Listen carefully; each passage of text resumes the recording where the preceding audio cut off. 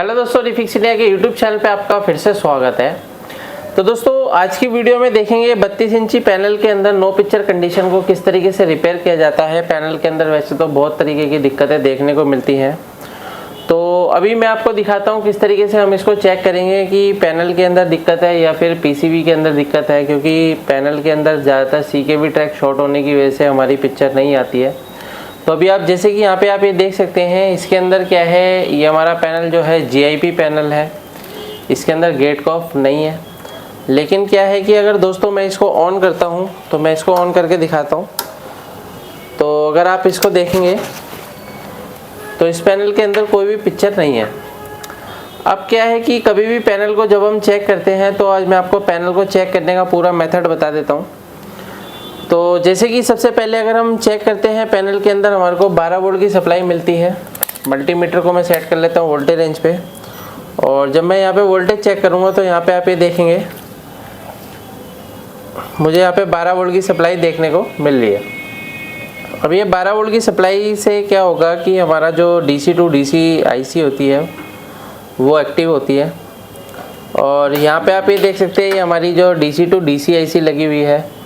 और इस DC to DC IC के अंदर क्या है कि अलग अलग सर्किट होते हैं, जैसे कि बूस्ट सर्किट होता है, पंप सर्किट होता है। नेगेटिव वोल्टेज बनाने के लिए एक नेगेटिव जो ये ड्राइव है आउटपुट करती है। तो अभी क्या है कि ये जो IC है ये हमारी 12 वोल्ट की सप्लाई इनपुट लेने के बाद सबसे पहले वोल्टेज बनाती है 3.3 वोल्ट की सप्लाई। तो यहाँ पे मैं आपको दिखा देता हूँ, इसके अंदर जो 3.3 वोल्ट की सप्लाई जो है वो हम चेक करेंगे, अलग अलग पॉइंट पे देखते हैं किस पे बन रही है। तो यहाँ पे आप ये देख सकते हैं, ये 3.3 वोल्ट की सप्लाई बिल्कुल परफेक्ट बन रही है। और 3.3 वोल्ट बनने के बाद अगर हम देखेंगे तो एक कॉइल और एक ये डायोड और लगा हुआ है यहाँ पे। तो यहाँ पे अगर मैं इसकी वोल्टेज चेक करता हूँ कॉइल के ऊपर, तो हमारे को कॉइल पे कितना वोल्टेज मिल रहा है। तो यहाँ पे हमारे को कॉइल पे अभी फ़िलहाल कोई भी वोल्टेज नहीं मिल रहा है। यहाँ पे अगर हम इसका पॉइंट पे चेक करते हैं तो 3.3 वोल्ट आ रहा है, यानी कि ये हमारा ये लिखा हुआ है यहाँ पे वी लॉजिक पे 3.3 वोल्ट ओके है।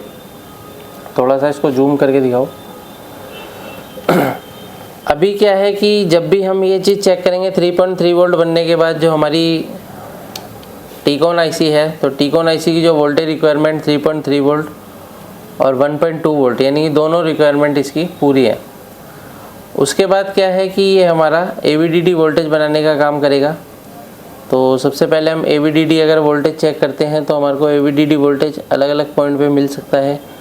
तो यहाँ पे अगर हम देखते हैं तो यहाँ पे हमारे को AVDD पॉइंट पे कोई वोल्टेज नहीं मिल रहा है, यहाँ पे आप ये देख सकते हैं। और यहाँ पे अगर देखेंगे तो इसका ये MOSFET है, और ये MOSFET पे 12 वोल्ट की सप्लाई हमारे को दिखा रहा है। और ये जो 12 वोल्ट की सप्लाई है, जब तक ये हमारी बूस्ट नहीं होगी तब तक हमारा ये MOSFET वोल्टेज को आउट नहीं करेगा, क्योंकि इस MOSFET का अगर आप देखेंगे तो गेट और सोर्स दोनों हाई है। तो वैसे देखा जाए तो गेट क्या होता है, लो होना चाहिए, तभी ये वोल्टेज को आगे पास करेगा, तभी हमारा आगे का सर्किट काम करना शुरू करता है। अभी क्या है दोस्तों, जो हमारी ये DC टू DC IC है, इसके अंदर अगर मान के चलो कोई भी वोल्टेज अगर नहीं बनती है तो ये IC खुद ब खुद ही ये प्रोटेक्शन में चली जाती है। यानी कि अगर मान के चलो आपका VGH नहीं बनेगा या VGL नहीं बनेगा या सेकेंडरी में कोई भी वोल्टेज नहीं बनेगा, तो ये ऑटोमेटिक प्रोटेक्शन में चली जाती है। तो इसको सर्च करना थोड़ा सा मुश्किल रहता है। अभी यहाँ पे आप ये देख सकते हैं, यहाँ पे भी एक ही सर्किट बना हुआ है, ये हमारा VGH के लिए एक सर्किट बना हुआ है। यहाँ पे आप ये देख सकते हैं कोई वोल्टेज नहीं है। और यहाँ पे मेरे को बेसिकली इसकी जो वोल्टेज है AVDD वोल्टेज मेरे को यहाँ पे मिलनी चाहिए। और यहाँ पे अगर मैं देखता हूँ तो यहाँ पे मेरे को वोल्टेज मिलनी चाहिए। तो यहाँ पे अगर मैं लगा के चेक करता हूँ, पावर को ऑफ करके ऑन करो, तो यहाँ पे अगर हम देखते हैं, ऑन करो, तो जब हम यहाँ पे लगाते हैं तो हमारे को यहाँ पे कोई भी वोल्टेज देखने को नहीं मिल रहा है। अभी क्या है कि ये जो सर्किट है अगर हम देखते हैं तो ये IC की पिन नंबर 31 से ये ट्रैक जुड़ा हुआ है। तो 31 नंबर पिन पे अगर हम देखते हैं, दोबारा से पावर को ऑफ करके ऑन करो, तो यहाँ पे अगर मैं देखता हूँ तो यहाँ पे मेरे को वोल्टेज देख सकते हैं आप आके चली गई है। दोबारा से एक बार ऑफ करके ऑन करो, तो इसको ऑफ़ किया मैंने, ऑन करो। अभी यहाँ पे क्या है कि एक देख सकते हैं यहाँ पे क्या है, कुछ पल्स आती है और ये हमारी चली जाती है।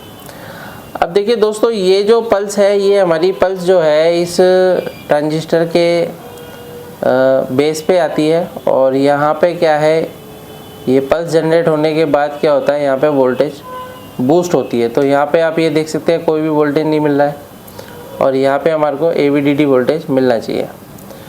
तो अभी क्या है कि यहाँ पे वोल्टेज आने के बाद तो हम सबसे पहले इसको अगर चेक करेंगे, देखिए क्या होता है, ये सारी चीज़ें हमारे को पता लगती है सीमेटिक से। अगर आपको सीमेटिक को अच्छे से रीड करना आता है तो आपको क्या है, रिपेयर करने में ज़्यादा मुश्किल नहीं होगी और आपको ये भी पता चलेगा कि कौन सी रेजिस्टेंस ख़राब है या कौन सी IC ख़राब है या कौन सा कंपोनेंट ख़राब है। ये सब चीज़ें सीमेटिक को रीड करने के बाद ही पता लगता है, यानी कि आप अगर ऐसे तुक्के मारी में काम करते हैं तब नहीं पता लगता है।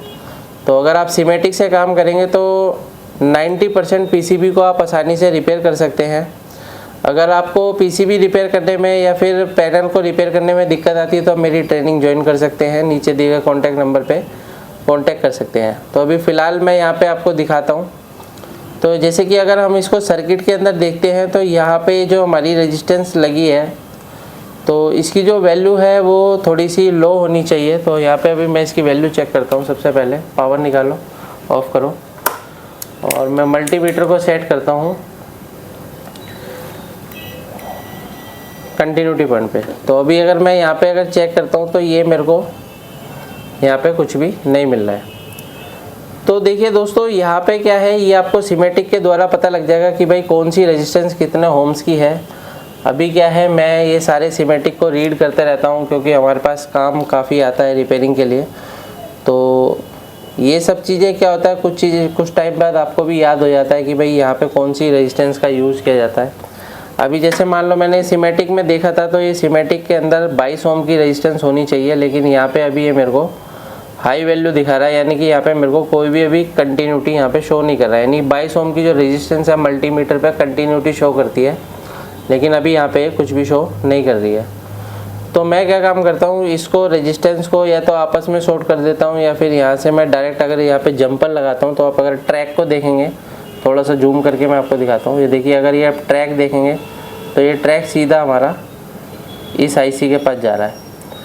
तो अभी क्या है कि अगर मैं यहाँ से अगर जंपर लगाऊंगा तो जंपर लगाने के बाद हम इसको ट्राई करते हैं कि किस कंडीशन में हमारा पैनल है। कुछ पैनल ऐसे होते हैं कि जिनके अंदर ज़्यादा दिक्कतें मिलती नहीं है, कुछ छोटे मोटे रेजिस्टेंस ही ख़राब होते हैं। ज़रूरी नहीं है कि कोई भी हमेशा IC ही ख़राब हो, क्योंकि क्या होता है कि ये जो छोटे SFD रेजिस्टेंस होते हैं इनकी वैल्यू जल्दी शिफ्ट हो जाती है, क्योंकि इनकी जो कैपेसिटी होती है वो थोड़ी कम होती है ज़्यादा चलने की। अभी मैं इसको पहले क्लीन कर लेता हूँ और मैं आपको यहाँ पे जंपर लगा के दिखाता हूँ। पेस्ट दो।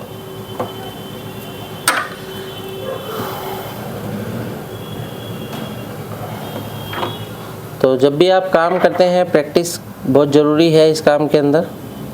सोल्डिंग डीसोल्डिंग करने के लिए आपके पास प्रैक्टिस अच्छी होनी चाहिए। थोड़ा सा सोल्डर दो।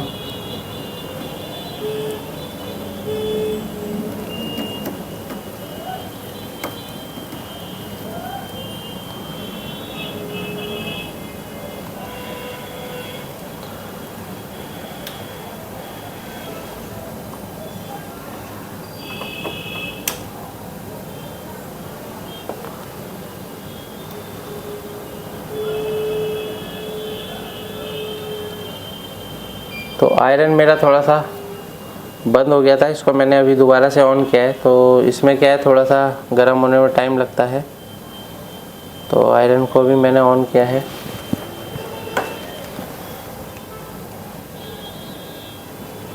देखते हैं आयरन अभी हमारा टेम्परेचर पे आ चुका है जिस पे हम काम करना चाहते हैं।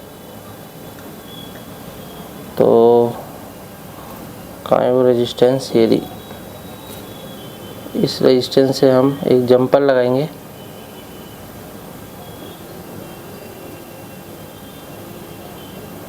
तो यहाँ पे ये जंपर मैं उठा के और डायरेक्ट इस ट्रांजिस्टर के बेस पे देता हूँ।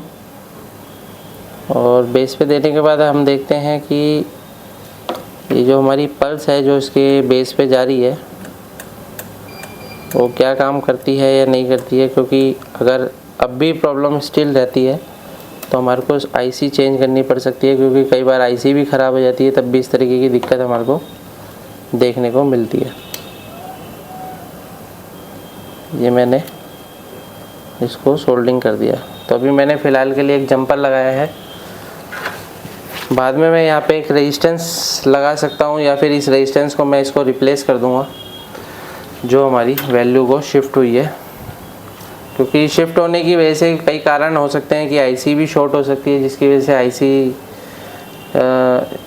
ख़राब होने की वजह से इस रेजिस्टेंस पे लोड आता है, तब भी रेजिस्टेंस की वैल्यू शिफ्ट हो जाती है।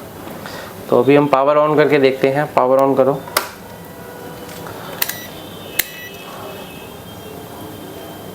तो अभी आप यहाँ पे देख सकते हैं, अभी तो मेरा पैनल ऑन हो चुका है।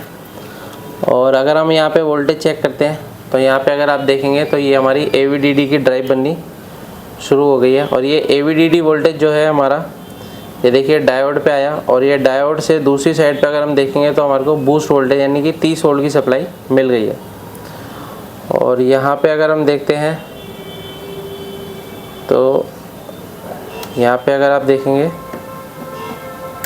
तो ये देखिए माइनस वोल्टेज हमारे को मिल रहा है, -10 वोल्ट। ये भी ओके है। तो AVDD भी मिल गया, VGH VGL सारी वोल्टेज हमारे को मिल चुकी हैं। तो अभी आप यहाँ पे देख सकते हैं पैनल की जो कंडीशन है बिल्कुल परफेक्ट तरीके से अभी ये पैनल हमारा चल रहा है। तो दोस्तों इस तरीके से आप किसी भी पैनल को आसानी से रिपेयर कर सकते हैं। अगर आपको पैनल को रिपेयर करने में दिक्कत आती है तो नीचे दिए गए कॉन्टैक्ट नंबर पर कॉन्टैक्ट कर सकते हैं। वीडियो आपको पसंद आए तो वीडियो को लाइक करें, शेयर करें, कमेंट करें। Thank you friends.